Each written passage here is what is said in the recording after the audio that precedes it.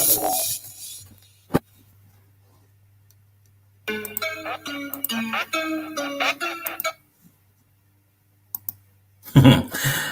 what is going on, guys? It is the Crypto Siege with another day in the life, in the crazy life that is a digital asset space. Good morning. Happy Wednesday to you.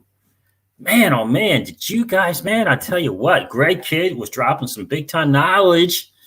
I actually did something yesterday. I did not even realize that that was taking place. And just shout out to a big time family member, an XRP community member, GDLT, who I guess he live streamed this interview with Gregg Kid. And I got to tell you, that interview was absolutely outstanding. Absolutely outstanding. And I keep forgetting, I think, and I apologize to GDLT. I keep forgetting that he does have a YouTube channel. Guys, so definitely check out his YouTube channel. It does some good work. I'm going to showcase this stream that he did. I'm going to showcase the stream that he did as well and talk about that. Maybe even hopefully if he checks in, I did comment that I was going to showcase it. We'll have him on and kind of get his insights as well to what he thought about the video, about the interview. But I got to tell you, great insight from Gregg Kid. Really great insight. DAI should do more interviews because he asked really good, poignant questions.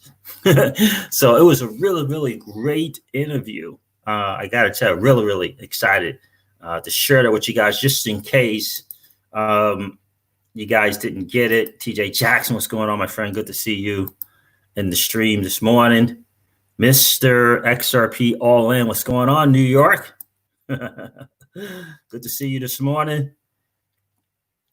Yeah, so I wanted to get this video in, the stream in, because we do have Generational Wealth Wednesday today as well at 7 p.m. Eastern time. Going to talk a little bit credit card strategy, credit score. We're going to talk a little bit about that as well. Share a little bit about my last interview with my sound savings instrument guy. So share a little bit about how that went as well. What's going on, Valton E. Griffin? Good to see you, my friend. Good morning to you. Rav Singh is in the building. What's up? What's up, Rav Singh? Good to see you.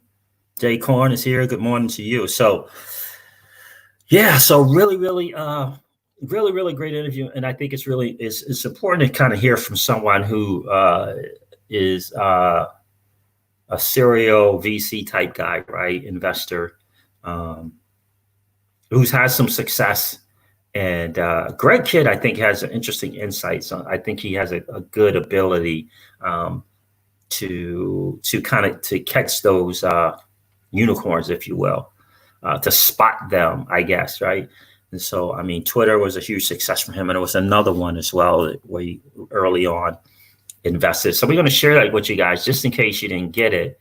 I did not know that DAI was going to be doing an interview, and GDLT did not know either. So I don't know who they let know, where they let everyone know that he was going to be doing that.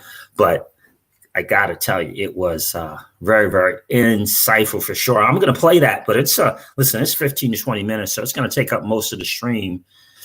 But I think it's important to kind of to go over a couple of points. I did take some notes. I would encourage you guys to grab pen and paper, maybe take some notes for yourself as well. But I got to tell you, some of the things that he said, it's very important to know. What's going on, Elizabeth? Good to see you. Good morning. Good to see another lady in crypto hanging out on the channel without question. So just in case you guys didn't get it, I'm going to let a few more people go on before I started, but hop on before I started. But it was really good. I'm going to share a little bit from another family member, XRP Gal. She shared something on Twitter today as well about Brazil, the central bank of Brazil, that I thought was very interesting. Yeah, Central Bank of Brazil, right? So Ripple, man. Ripple. The meetings that they get. The meetings that they get, right? China down. They were once people from China, Central Bank, down at the Ripple office at one time. I mean, the meetings, you know, we hear Michelle Bond talk about working with 50 governments, right? You know, the meetings that they get is quite the thing. It's not, yeah, it's never been heard of. I've never seen any company get the meetings that they get. You know what I mean? So unbelievable. All right, guys, let me share this. I'm going to share this video again. Shout out to GDLT. Hopefully he has time to hop on here this morning, and we'll have him on. I think I'll invite him on and talk about it as well. All right, so let's see. Let's do this.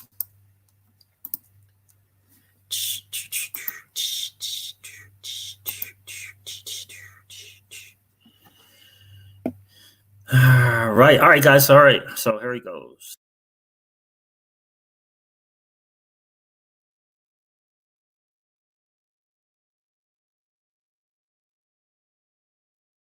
Swell conference, which was in Singapore, and it is hot in Singapore. I learned that. I've got 68,000 YouTube subscribers, about 24 million views, and there are a lot of people that want to hear me interview Gregg Kidd. So that's it. Now, there's one other thing I wanted to say. I see Ripple, and I think Joe said this earlier. I see Ripple as Exxon. I see XRP as the oil. And I see Ripple having laid the pipeline since 2012. And Gregg, you may not know this, but one time Brad Garthouse, the CEO of Ripple, said something that I've never forgotten. He said XRP is a part of the heartbeat of Ripple. And so my first question is, you obviously own equity in Ripple. Do you also own XRP? I do have quite a stake in XRP. I actually optioned 1% of the currency back over 5 years ago. So I took a position on 1% of the entire float. So yes, I would say I have some XRP. Do you see the XRP in a similar manner as being the oil? Well, I do. That's a good analogy. There's Ripple that has its business model, which is an alternative to correspondent banking and SWIFT, and the way money has worked between countries, each of which has their own silo. Ripple is a ledger that spans all the currencies. And so it's kind of hard to remember, but Ripple was the second digital currency after Bitcoin. And it was the first one that you actually knew who was behind it. I mean, we're all still searching for Satoshi. With Ripple, you knew it was, Arthur Brito, Chris Larson, Jed McCaleb, David Schwartz. I mean, there were actual people you could go and see and meet and have a beer with. And so it was a company you could join. And yeah, they had their own oil. And at the time, it wasn't, when it started, it wasn't worth anything. Unlike ICOs, where they sold it to the public, the first gift of XRP was from its creators. They actually just gave Ripple 80% of it. So this was all pre-ICO, pre-Ether. At the time, we knew it was, we didn't know whether it was oil or water, but it was liquid and it moved. Okay, well, here's one for you. Stefan, I'm assuming you know. And Stefan Thomas was the CTO. I should have included him in that original piece. Right. He was the CTO. He said this. He said, our product ultimately is the currency, the bridge asset. So the question there is Ripple successful without XRP being successful? Well, without XRP, and again, it depends on what you mean by successful. So successful could mean a high price. Obviously, that's beneficial to me, but the philosophy of Ripple was it just needs to be liquid, right? Because people can get into it and out of it to do things. Now, obviously, if you hold it, you want it to be higher rather than lower. But like hog bellies are, they're useful. Like I don't have an overall stake in the rise of hog belly prices, but if hog bellies are something that's needed for producing a product, you want to have liquid markets. And so, and I think that's so very, very important, guys. Hope you guys can hear it. I think that's so very, very important to note. Now, for us in the digital asset space, successful, liquidity, right? But he's saying that, what's ultimately needed is for XRP to be liquid, right? For it to be liquid. Just as the same thing that Miguel Villas has been espousing for quite a long time, that it needs to be liquid. And that is what Ripple's mission is in making sure that XRP is a liquid asset. I think it's huge. Think about what Gregg did to option 1% of the currency, right? Of the entire flow. What does that sound like to you? What does that really sound like to you? The entire flow, and I don't know if a lot of people understand it, but XRP was the second asset in this space, the second one in the space, number 2. So doing this thing and doing their thing longer than anyone else. And we cannot forget, right? We cannot just, we cannot forget that not only were they the second, right? The same way that a serial entrepreneur, serial venture capitalist, I should say, when he says we could go and talk with them and have a beer, you got to get that in the grander scheme of things, just as it wasn't important to a serial entrepreneur, it's important to a banker, it's important to a central banker, it's important to politicians, it's important to governments. It's important to governments as well, right? It's important to governments as well. So this is some things to point out. And I was just wanting to make sure you guys could hear the video. But so I'm gonna do my thing and let's get back to this video.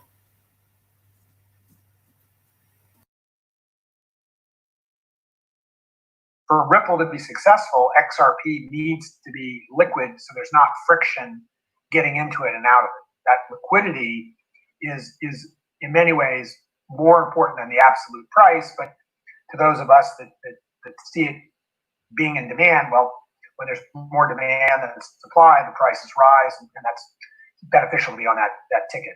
Right.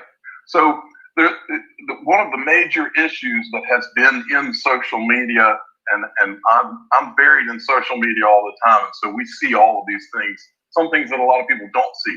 But whether XRP is a security has been a consistent issue that's thrown out there, I would say, by people who don't like XRP or don't like what Ripple's doing. And for those of you that don't know, it's almost like a war that's going on social media, Bitcoin versus XRP versus. So the question is, can Ripple IPO without a declaration that XRP is not a security? Well, and as someone who's gone through the IPO process myself, there's going to be a bunch of risk declarations, and things can be not a security and then become a security. They can be a security and then become not a security.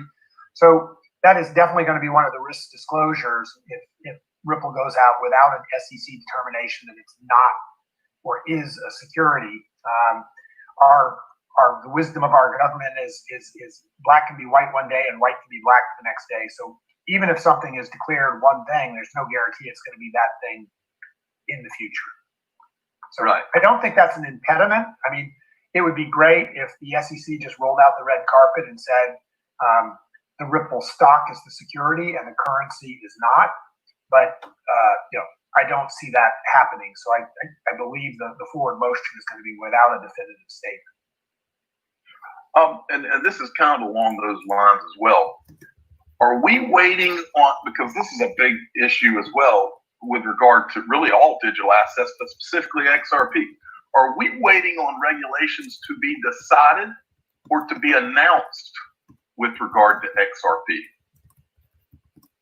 I don't think so. I mean, there has been shown a way through the thicket. Telegram obviously didn't do it. The original Libra did not do it, but there are other companies that have done, for instance, what's called a Reg A offering, which is a way of having the asset actually be a security and get through the red tape for doing that, and then have a path becoming not a security in the future. There haven't been any really big name companies that have done that, but the SEC has shown that there's a narrow path to getting through this, whether that's the path that Ripple chooses to go through or not. They're kind of too big to be a Reg A offering. Reg A offerings are capped at $50 million of a raise. I think Ripple's outgrown that. Right. Well, now also there's the issue of the escrow. For those that don't know, Ripple has, I don't remember the figures, roughly 50 billion in escrow? It's over 50% of the XRP float. And you mean how much is an escrow locked up? Right, locked up. So they keep a proportion. It's like a central bank putting a lock on the gold down there so somebody can't run and just do a raid on the gold and sell it all and have a party. So they put a bunch of the XRP under lock so that the market knows it's not going to be flooded with Ripple selling XRP at any period of time. That creates some sense of security that Ripple's acting sort of in the role of like a central bank to make sure that there's no debasement of currency. Now, with regard to that escrow, does Ripple have to disclose prior to IPO? Would they have to disclose whether any of that escrowed XRP is owned, earmarked, held in trust, or pre-allocated in any kind of way to any other person or entity prior to that IPO? Would they have to disclose that? Having been through IPOs before, everything is disclosed. I don't know if there's a specific requirement for that, but I cannot imagine an IPO going forward without like total disclosure about where Ripple stands with all of those issues. Now, I'm assuming you know Miguel Baez, who's the ex-head of XRP markets. My understanding is that he recently left Ripple. Yep. Now, the most interesting thing that he has ever said, and I love some of the words that come out of the people at Ripple, because that is what has kept me so fascinated by this company for so long. He said that Ripple had a simple goal of making XRP the world's reserve digital currency. So the question I have is, do you think that Ripple will achieve this goal? Well, see, my hopes are tied up with his vision, but that's why I joined Ripple. I mean, when I joined Ripple, it looked like Bitcoin with two extra columns: currency and who issued that currency. And so I want to live in the Star Trek world. And in the Star Trek world, it doesn't matter whether you're a Klingon, a Romulan.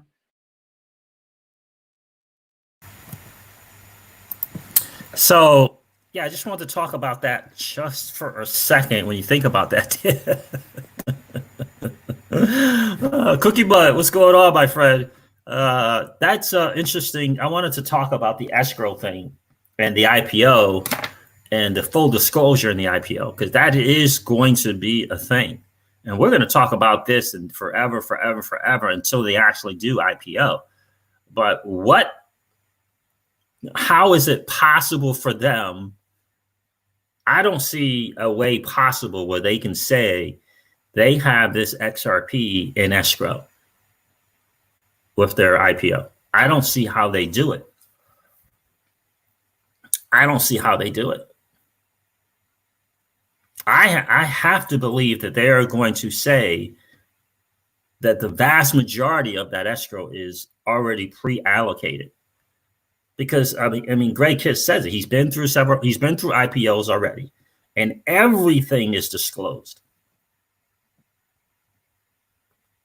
Everything's disclosed, guys. So everything is disclosed. And no one's going to sit there and say, oh, okay, you have tens and tens and tens of billion of this XRP. Oh, okay, cool. I just don't see that it's being possible. I don't see that as being possible. So if everything is disclosed, certainly that, and they know this, right? Ripple obviously knows everything is going to be disclosed. Gregg is suggesting that they're too big for the Reg A, so they're not going to be able to kind of do a Reg A type IPO where they can kind of state this with the XRP and walk through this narrow, if you will, lane in terms of what XRP is a security or not. They're not going to. They're too big to do the Reg A. So what are they going to do? It would have to be, right. It's going to be that.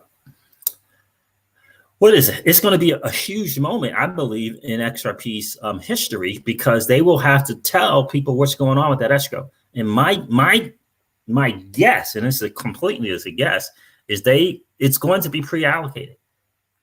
And once the world knows,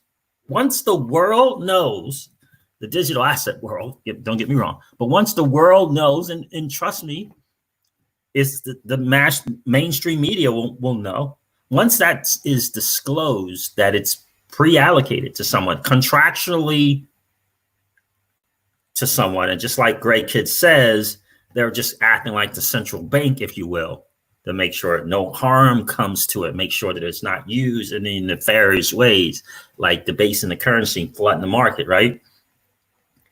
So in essence, they're like the overseer, if you will, right? He used the term the central bank.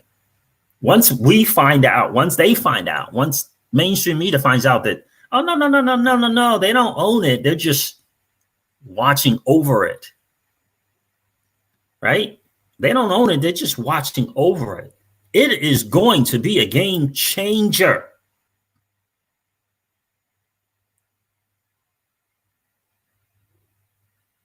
It's going to be a game changer. TJ Jackson, I didn't get a chance to check out Crypto Eddie's video. Was it about this particular interview with Gregg Kidd? When Mullet, a WeWork turned into a WeWork. And what do you mean by that, When Mullet? So I think if it's not already gone pre-allocated to, if it's not already pre-allocated to a reasonable number, in other words, that Ripple, the company, only holds what would be a reasonable number, right? And I'm sure they have that number. I'm sure they've checked, right? Right? I mean, they got it, right? You know, they probably got the CFTC and the SEC on speed dial, right? I'm sure they have that number. That can be a reasonable number, right? A reasonable number to people investing in it, a reasonable number to politicians, a reasonable number to government, especially the US, right? But especially to the SEC and the CFTC, this got to be a reasonable number. Because you know how we do in the States. They're not gonna, they're just not gonna allow it. So it's got to be a reasonable number. And I think that Ripple knows the number. Oh no, When Mullet, not a chance. Not a chance. I don't believe. Because the books are going to reveal for right there. I mean, the XRP in that they hold is a small measure of the value of the company. And even if, let's say, they own 5 billion out of that 50 billion, the fact that they hold 5 billion, I think is enough to add the value that they would need it to. But I think the biggest value for Ripple in terms of the IPO is in their use case of their software that they put together. It could be the ILP, it could be the ledger. I mean, all of the different things that suite of products, if you will, that they own, I think is the major value of the company. I don't think that they're getting investments the way that they have been because Ripple might own a certain portion of XRP. I think the people investing in the company are investing in the company. And then, XRP would be great, but they're investing in the company. If XRP goes up in value, they're investing in the company. Because I think ultimately what the people investing in Ripple want to know is are they cash rich? Are they cash rich enough, right? Cash rich enough to continue moving forward, right? So I think they want to know that XRP is valued at a certain amount. I think they want to know that they have a certain amount to stay liquid as a company. but I don't think they determine that. They use the overall amount that they have to determine its value. I think they see the work that Ripple is doing and the value and what they're looking to do as a company as the overall value.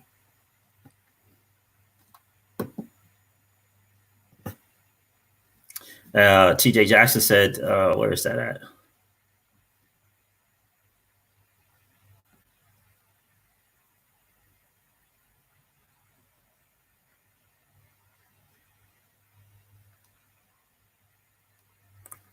Yeah, as an overseer, yeah. TJ Jackson says at Crypto C, she pretty much expects SBI Asia to move cause some price action. Oh, okay. Well, that's good to see. I agree. I agree. I think a lot of people in the community have always thought that SBI is going to do their thing, and it's gonna help with the price. What happened there? And it's going to help with the price, right? So I think that if it's full disclosure, whoa. And Gregg Kidd is pretty confident it's going to be a full disclosure of everything. And I personally, I don't know, but I don't see a full disclosure where Ripple says they own 50 billion XRP. I could see a disclosure in that they own 5 or 6, 7 billion, somewhere around that range, and that they manage and oversee the other amount that has been pre-allocated. That's what I would expect to see in that full disclosure, and probably because of some type of NDA, they maybe can't say who they pre-allocated it to, but they can certainly mention that they own 5 billion and the other 45 billion is in fact pre-allocated, and probably because of some NDAs, they can't say who is pre-allocated to. But if Gregg Kidd is correct, and again, he said he's been through some IPOs, it's a full disclosure of everything.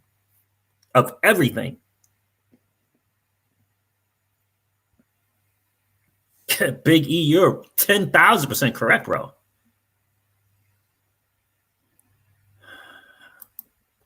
Big E XRP says it is going to be massive as far as demand, and there will be a run on available XRP in exchanges. You're 10,000% correct, bro. I mean, 10,000% correct. And this is the thing. This is that thing, right? That's the whole IPO thing. Because again, since it will cause a demand, right? In other words, there's only a certain amount going around circulating. It will add to the value of the company, because everyone is going to know there's only a certain amount left.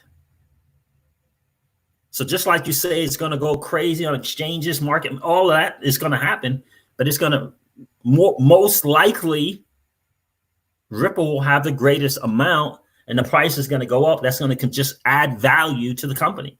So even if they own 5, 6, or 7 billion, most likely that's the most anyone owns. I mean, I don't know. Again, most likely that's just going to, so the demand's going to be there. The world's going to say, oh my God, that 45 out of that 50 billion is gone. It's done. It's over. That whole supply and demand thing, wow.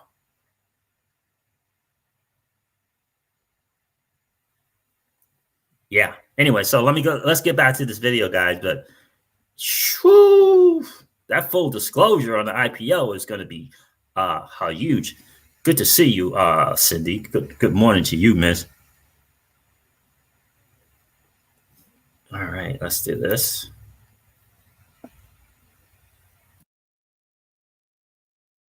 Federation, they could all buy dilithium crystals, but you can't do that if your form of value is all in a silo. And so Ripple was the first that basically had if you will, an intergalactic currency, something that could go everywhere. The great thing though, I mean, Bitcoin had that as well, but on Bitcoin, you could only have Bitcoin. On Ripple, you could have both the XRP, but you could also have a representation of all the other fiat currencies. So there was a way in and a way out. So it's not just the chips at the poker table. Ripple built the casino in the window, where you could exchange the chips to get into and out of dollars or any other fiat currency. And so, on the goal to becoming the digital currency for the world, having convertibility sounds like a good building block. So if Bitcoin was 1.0, Ripple looked like 2.0 to me, and looked like it had a better chance, both because of speed, performance, but this ledger that had both crypto but also fiat currency, that looks to me like the bridge between the old world and a possible new world.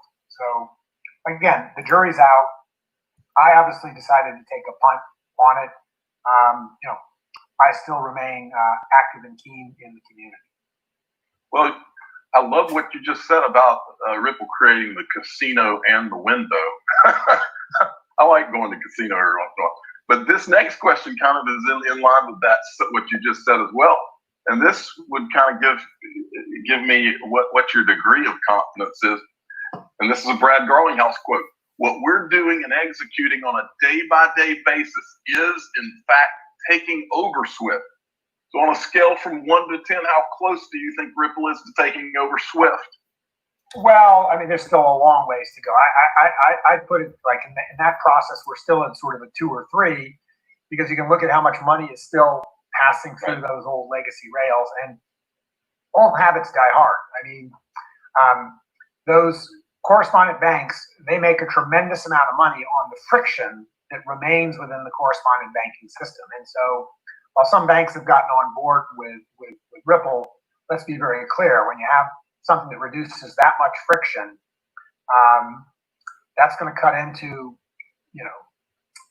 a very exclusive club of banks that have had it very good for them for a very long time. And so it doesn't matter what you're.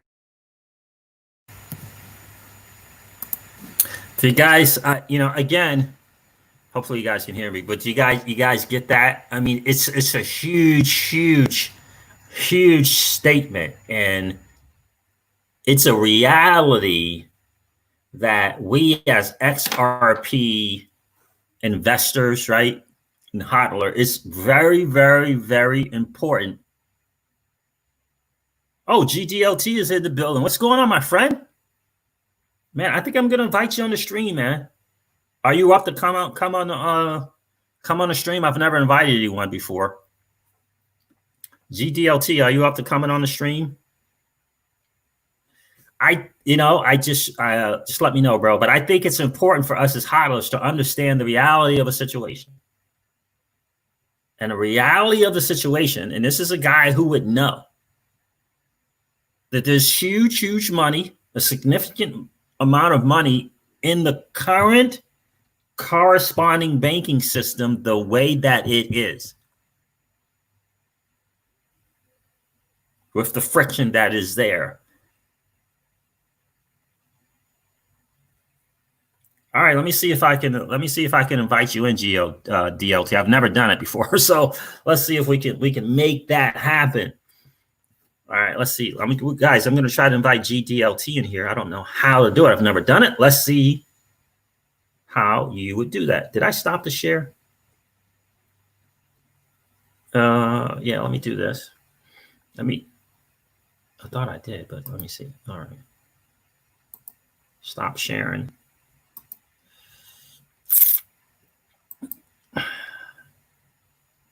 YouTube biggest news just like, yo, okay, this is gonna be fun. All right, now, so how do I do it? It says send this link to your guests.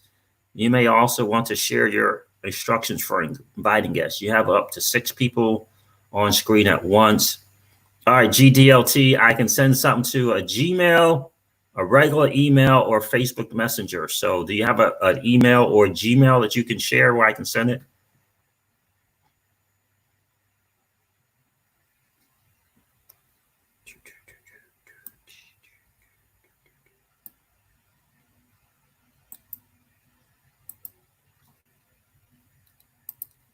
So, oh, and another one. Okay, no worries, brother. No worries. Yeah, and also I'm gonna make sure that I'm gonna tell them about the one video that you did, my friend, with Gregg Kidd, different interviews or different videos with Gregg Kidd, and you dedicated a whole video, one of your videos to, kind of highlighting it. It's important right? We've done that on the channel before, Ken Carson's, right, as well, right? It's important for us to level up our XRP IQ. So guys, go check out GDLT on YouTube, and definitely go check out that video where he highlights Gregg Kidd throughout the whole video. It was really, really good.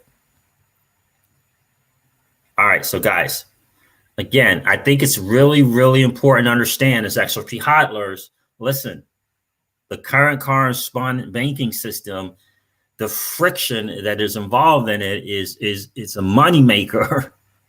Look, we're talking, it's a moneymaker for banks.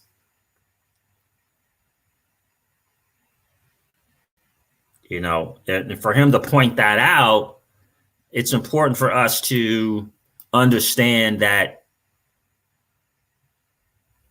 it is G1 XRP.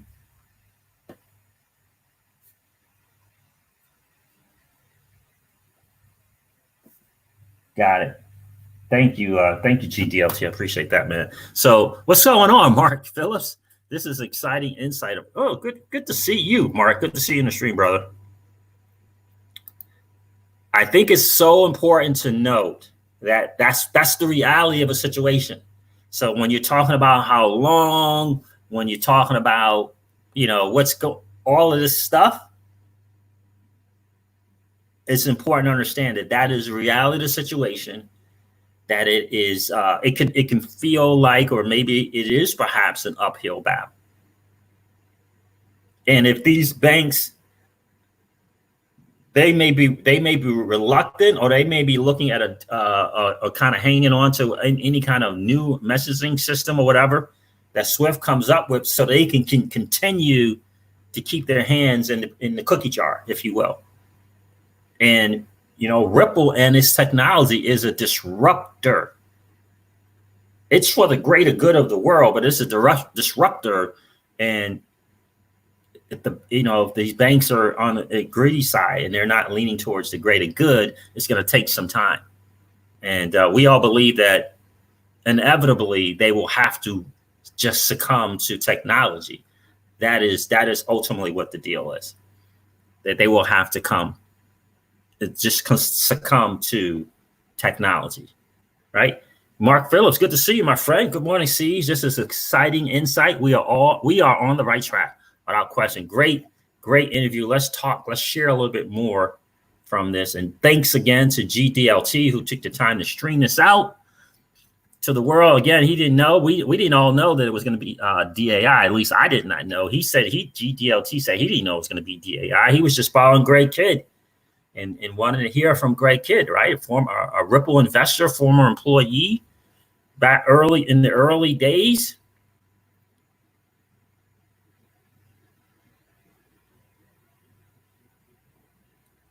You know, so let's continue to share.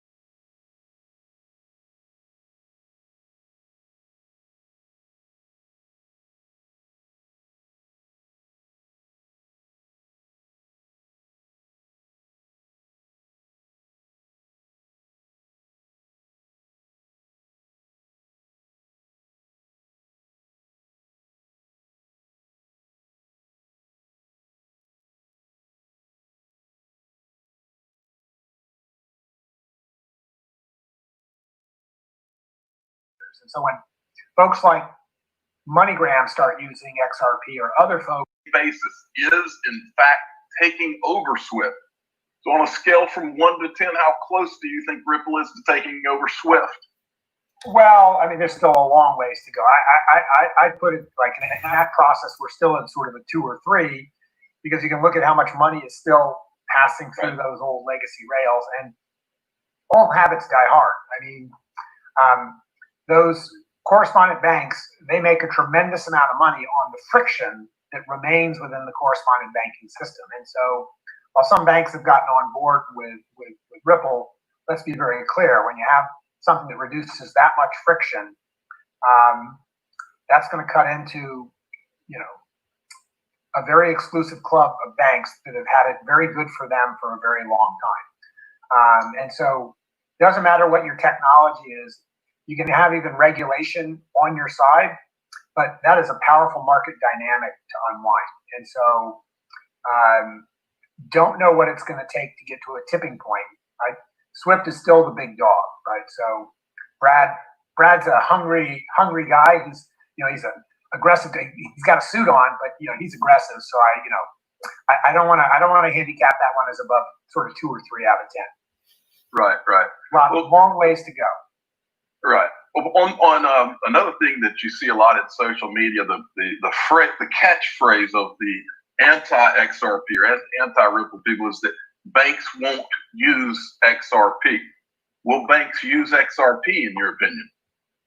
Well, so we went through this, and one of the things I saw was like banks are going to be kind of like the last one to come to the party. So you see who the intermediate solution was that to go to not to banks, but to go to the money transmitters. And so when folks like MoneyGram start using XRP or other folks that are in the money business and are moving money around, they're not as stodgy as banks, and they're not part of the correspondent banking boys club, right? So there's always going to be folks that are different points on the innovation and adoption curve, and banks, despite whatever PR talk may take, they're very far back on that curve. But the money transmitters in the world have been more rock and roll in that, and that's been an easier market to get started in. We're still very, very early on in bank adoption. Some of the early banks we did just used it because they were multinational, international banks that had different parts. They just used it to move money between their own subsidiaries, right? So that was like the first usage, because they were still having to wire transfer just between their own subsidiaries, because there's no way to move money without correspondent banking, even when it's within your own bank. And they could do that without having to worry about persuading the other banks to do it. They could just persuade themselves to do it. Those were some of the early use cases. Okay, well, most of the market to this point has been pure speculation, but I think that everybody would agree that the whole concept of XRP is that as there's more liquidity in the system, that there's a price rise along with it. What do you think?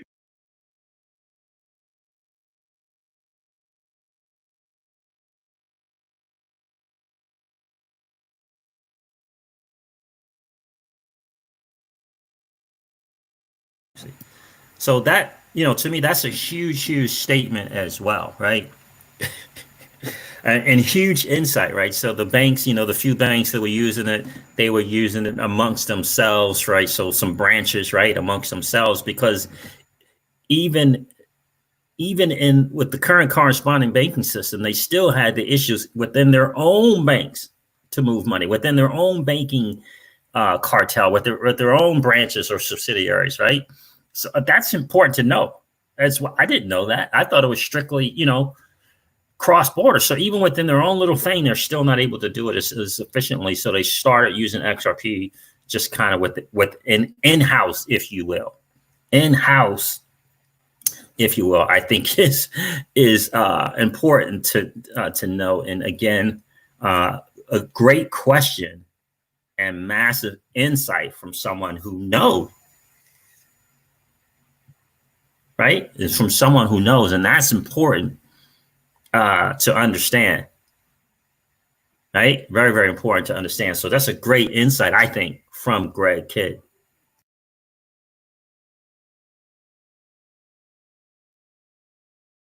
Makes the XRP price rise. When you take speculation out of it, what do you think is going to make that XRP price rise? Well, there's a limited amount of XRP in the world. I mean, 100 billion sounds like a big number. But look, what is XRP competing with? Right now in the correspondent banking system, banks have to deposit money, nostro, vostro, all around the world. So there's pots of liquidity so that things can move from one silo to another. The way that all works is with pre-funded liquidity. And all that pre-funded liquidity happens in all the different fiat currencies of the world. So if you really want to be able to service money all around and move it, you've got to have all these pre-funded pots and all these different currencies. But if you could agree on one currency and one that you could replenish, not just 9 to 5, but 24 hours a day, 7 days a week, you need less liquidity, because you could see that when you're getting low, you can restock. And how long does it take to restock? 3 seconds. How much does it cost to restock? Less than a penny. And so the advantage of XRP is it's a much more efficient method of moving liquidity around. It would be like having an engine that ran on a teacup of oil rather than a gallon of oil. Everything still needs liquidity. Pre-funding is good, but when you can top up your pre-funding in 3 seconds, you need a lot less oil in the engine for the engine to work well. And that's what Ripple brought to the market.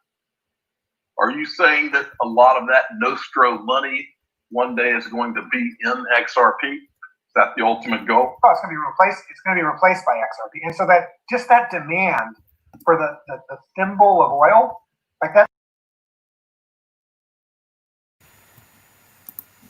He said it.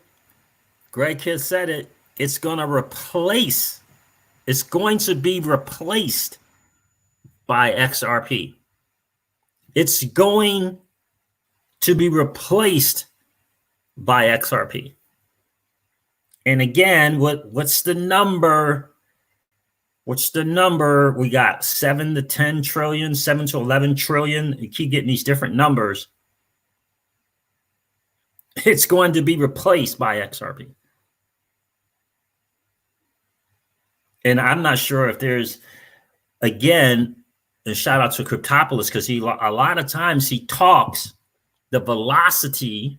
He talks and he does streams about the velocity of money. The velocity of money. And like Gregg Kidd said, when you can top up that pre-fund, when you can top up the pre-fund, you can top it up in 3 seconds and it costs you less than a penny. That's a massive lever. It's a massive lever to pull. And here's the thing. I don't know if I want to say the governments or the government, once they get that, and just like Deep Mind just said, whoa, it's a wow moment. And again, we say this all the time on this channel. The global economic crisis has zero patience and waits on no one. And here's the thing. If Gregg Kidd just told that to DAI, who else has he mentioned it to? If Gregg Kidd is aware of it, that means Brad Garlinghouse is aware of it. Chris Larson is aware of it. David Schwartz and Stefan Thomas are aware of it. Naveen Gupta Brianne Madigan. I mean, that's a huge statement. Top up the pre-funding in 3 seconds, 24 hours a day, 7 days a week. That is, my friends, the quintessential definition, if you will, of the velocity of money. And that's why a lot of people are really convinced without question is derivatives, XRP, Ripple is going into that derivative space without question. That in that space, and the derivatives and that space, velocity of the money is everything. It's everything.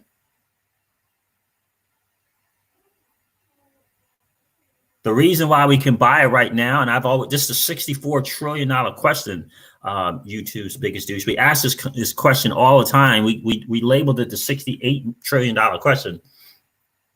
And he says, why can we buy it right now? But why can we buy it right now? And I think we just answered the question. And I think Gregg Kidd just answered the question. He says a lot of people think that 100 billion is a lot. It sounds like a lot.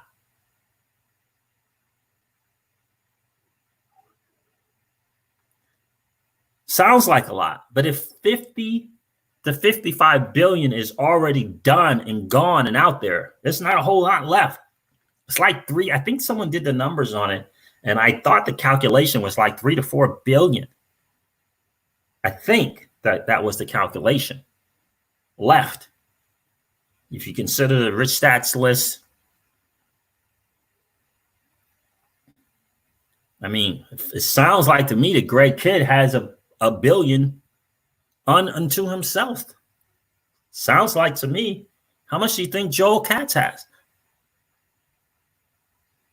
How much do you think Stefan Thomas has? It's in escrow, but it could be pre-allocated already. And what Gregg Kidd had said in his interview, YouTube's biggest dues, is what he said is that Ripple is sort of acting like the central bank over the escrow, right? And so they were talking the Ripple IPO, you probably missed it, but in the Ripple IPO, there's going to have to be this full disclosure. Everything, what's in the balance, what's the numbers, all of this, and the escrow has to be accounted for. Do you as a company own 50 to 50 billion XRP? Do you as a company own that? No? Where is the 50 billion? And I believe YouTube's biggest douche is what they're going to say is, no. We own somewhere between 5 and 7. This is just my numbers. 5 to 7 billion.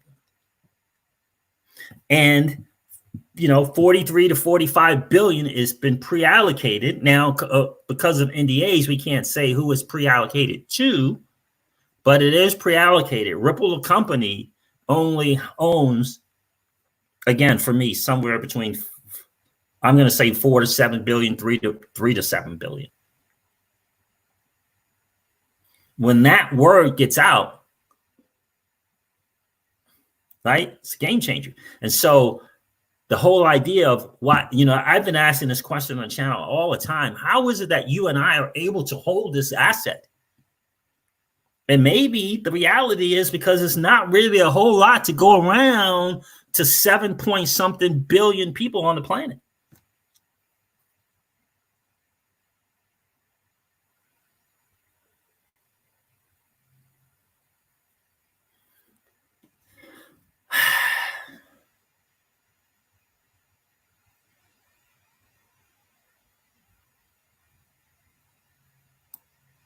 Deep Mind, I know I'm going to share. I know you said something else. I want to share both of these because I think it's important.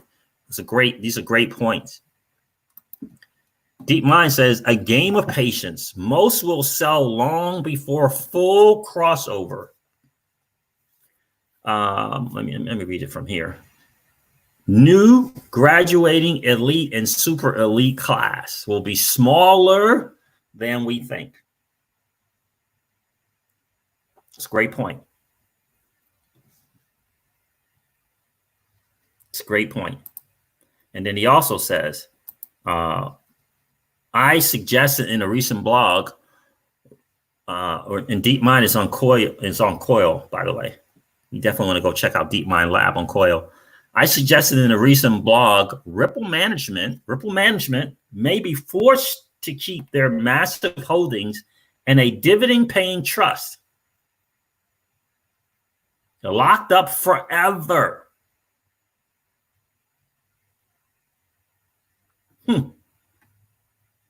Interesting.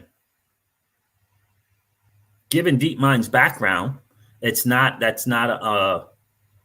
he knows from which he speaks, right? So that's not an unusual. It's not like, okay, Ripple has this billion, management has some too. Let's figure out this new concept for them to do something with this asset that they hold, right? So that's a thing, a trust that pays dividends where they can put that somewhere. And that's a good notion. That's a possibility that has been done. Now, the term of lockup is a term of lockup, whatever that looks like. Because remember, every person that holds XRP, that includes Ripple's management, wants XRP to win. And there are certain things that you do that would mess it all up. And perhaps a dividend-paying trust is a way to help prevent that kind of thing, right? And just a thought. No one knows for sure, right? It's just a thought, but that could be. That's a great point, my friend. That's an absolutely great point. So, guys, listen. I'm gonna wrap up. I'm gonna wrap up the stream. Let me stop the share.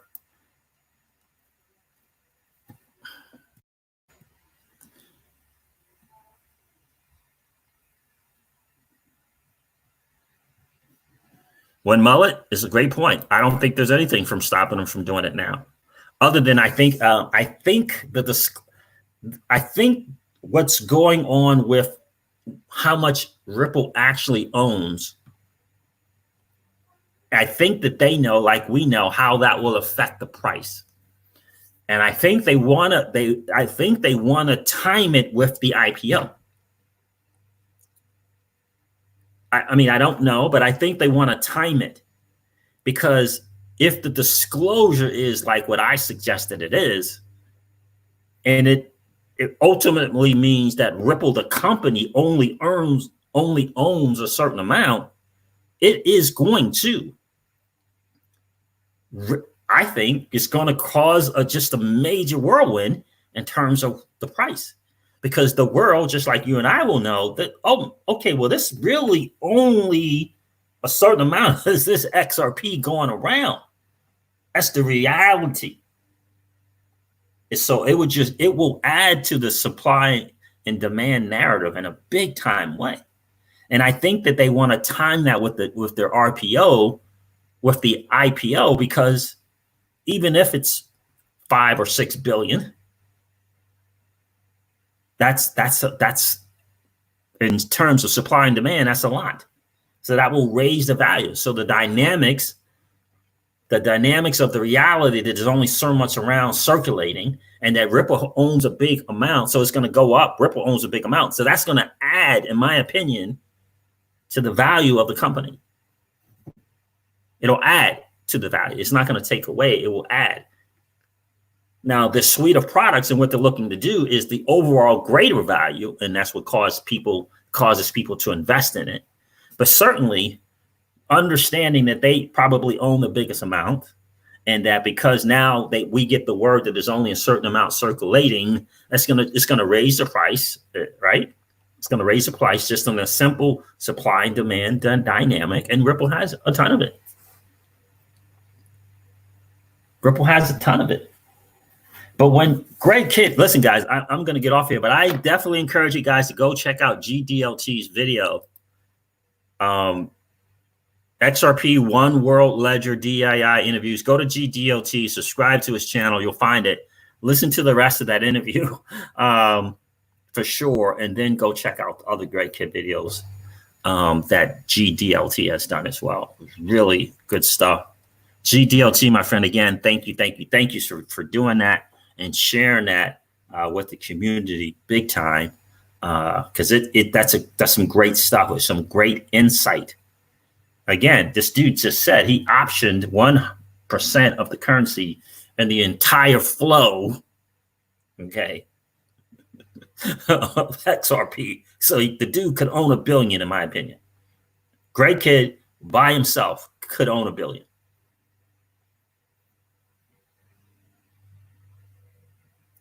Wow. All right, guys, listen, I am going to wrap up the stream. Thank you so much for hanging out. It's been a really, really cool hang. Great insight. I could watch that interview over and over and over and over and over again. I can tell you that. I could watch it over and over and over again. Deep Mind, thanks for checking in, my friend. I know that you're busy. Appreciate you checking in. I saw you did call there. Thanks for the heads up. IPOs take time. We'll be lucky if it even happens in 2021. F. Castle, appreciate you being here, my friend. So, guys, again, thank you so much for hanging out. That's right.